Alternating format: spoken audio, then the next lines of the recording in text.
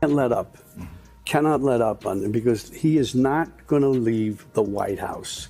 He does not want to leave the White House. He will not leave the White House. Anybody thinks he'll do this, he'll do that, is just deluding themselves.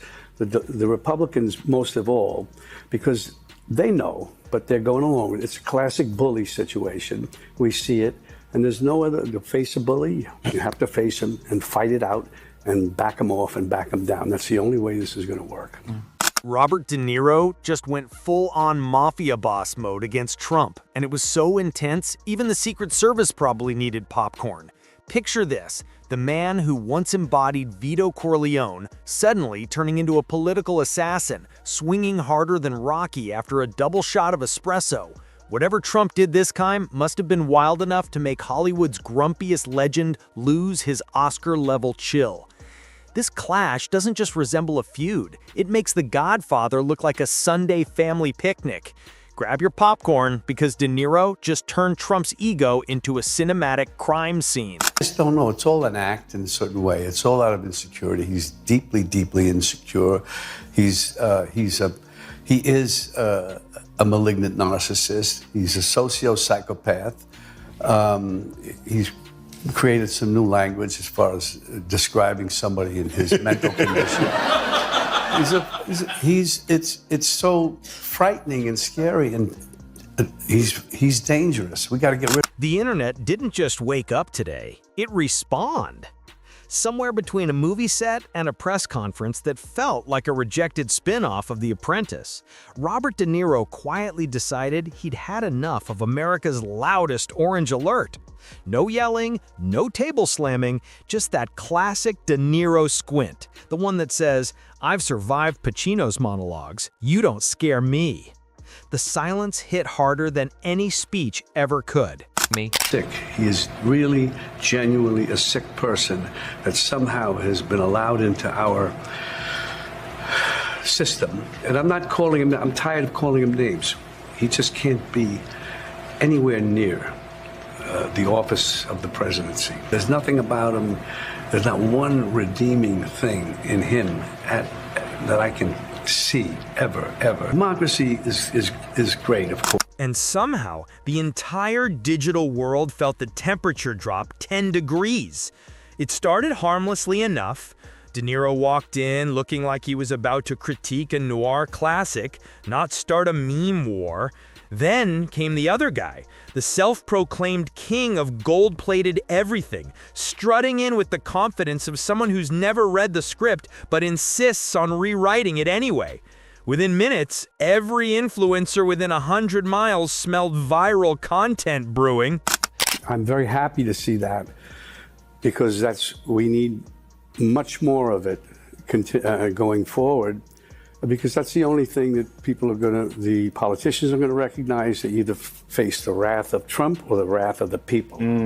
And they have to be more afraid of the wrath of the people and realize this is not good. I better strap on my balls and do something. De Niro didn't even have to raise his voice. He just gave that half smile, part therapist, part mob boss, and dropped a line so smooth it practically ordered an espresso for itself. Meanwhile, the other man started rambling about ratings, buildings, and poll numbers, clinging to reminders of the days when people pretended to work for him on TV.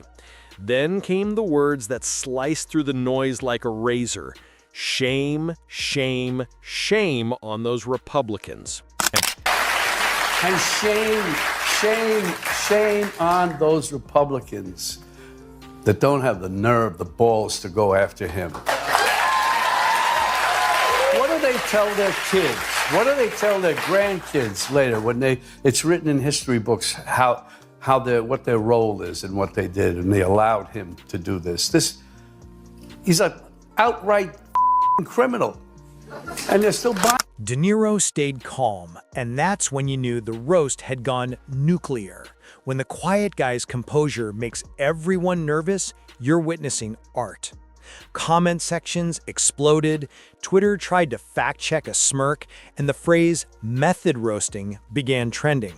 It wasn't just a verbal fight, it was performance art. De Niro turned restraint into a masterclass, while the ex-tycoon threw clumsy metaphors like expired cheeseburgers. You could almost hear keyboards freezing mid-type. Meme editors dove in immediately, adding black and white filters with captions like, "respectfully obliterated." Even the algorithm whispered, "This is pure gold." Deep inside Mar-a-Lago, the ex-tycoon allegedly tried to spin it as free publicity, even wondering if De Niro ever thanked him for inspiring "Meet the President You Can't Refuse." Meanwhile, De Niro was likely sipping espresso, feeding pigeons, and not even online. The ultimate form of victory when your opponent doesn't realize he's already lost. He appeals to, that's what Trump is.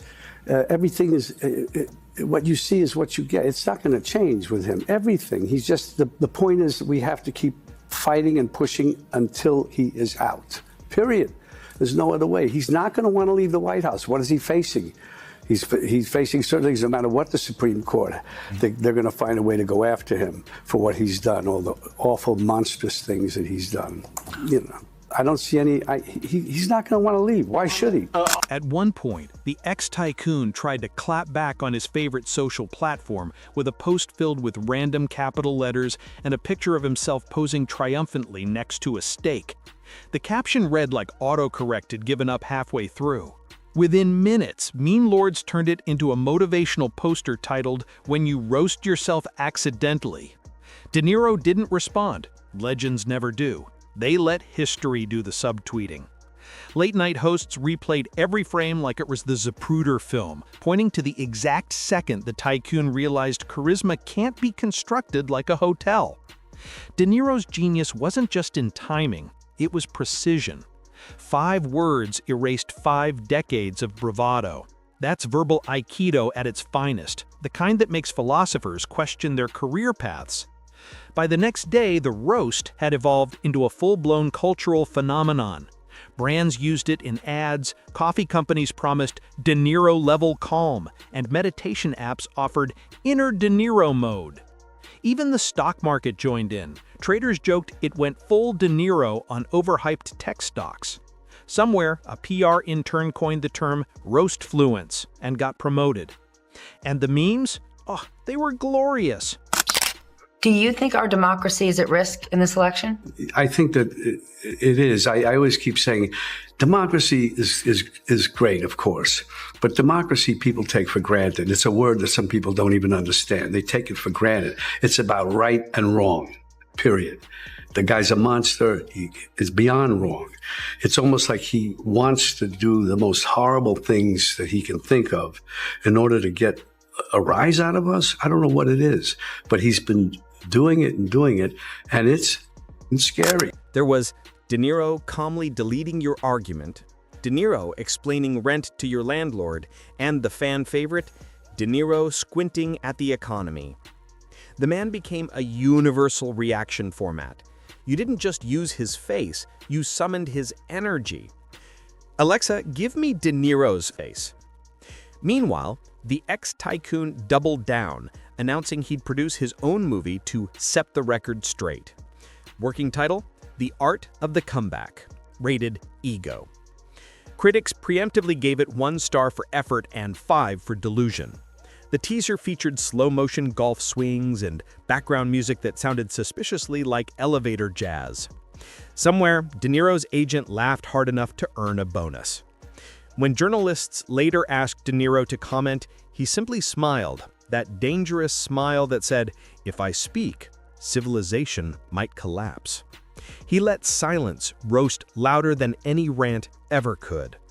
Analysts called it the De Niro effect, charting engagement spikes like a meteor strike. One influencer tweeted, "De Niro just invented chill dominance," while another wrote, "He didn't yell, he spiritually vaporized the man." Even self-help gurus began quoting him. Be the De Niro in a world of Trumps. In my country, we're fighting like hell for the democracy we once took for granted. And that affects all of us. That affects all of us here because the arts are democratic. Art is inclusive. It brings people together. Like tonight, art looks for truth. Art embraces diversity. And that's why art is a threat. That's why we are a threat to autocrats and fascists. Then came the aftermath. The ex-tycoon's team tried damage control, releasing a statement saying he was too busy leading the people to respond, followed by 3 more statements, each shorter, louder, and more misspelled than the last. By the 4th, even autocorrect retired early. Meanwhile, De Niro was probably on a movie set pretending to threaten someone on screen while effortlessly threatening egos worldwide. Directors whispered, "He's not in character, he is the character." Political pundits scrambled to spin the moment, one side calling him Hollywood arrogance, the other hailing him as America's therapist. But the public, they were too entertained to care. Late-night shows erupted with segments like Roast Father, De Niro's silent treatment, and Make America Calm Again.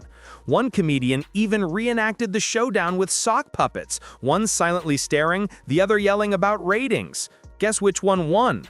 Polls later revealed that, when asked who people would trust more in an emergency, 92% picked De Niro's stare over the ex-tycoon's tweets. The other 8% were still arguing with Siri. Trump does not understand anything about humanity, people. He has no empathy. I don't know what he is, but he's an alien. And he wants to hurt this country. It's something deeply psychological in him. He wants to hurt people. He wants to hurt this country. He doesn't care. And what saddens me the most, upsets me the most, is that people follow him and they think and they kiss his ass and they look up to him. And The ripple effects were hilarious and profound. News anchors started using pauses instead of shouting. Toddlers began settling playground disputes with judgmental looks, and anthropologists dubbed it the De Niro effect. But our ex-tycoon friend wasn't done. He announced a new social network dedicated to truth, freedom, and hair care, complete with a clip art logo and a blurry selfie captioned, "Still winning." Within minutes, comments were flooded with De Niro gifs.